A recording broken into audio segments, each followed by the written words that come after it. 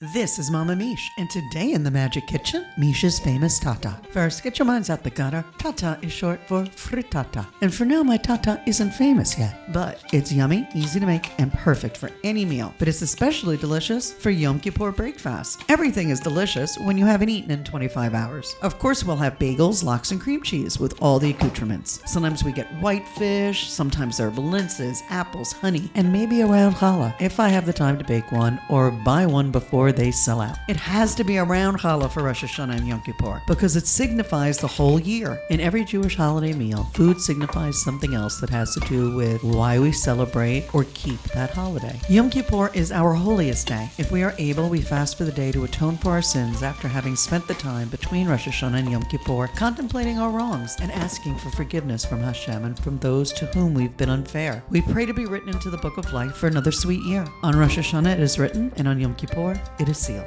For those who will fast, may your fast be easy, and may you have family, friends, and delicious food to break fast with. Gamar Tov from Mama Miche's Magic Kitchen.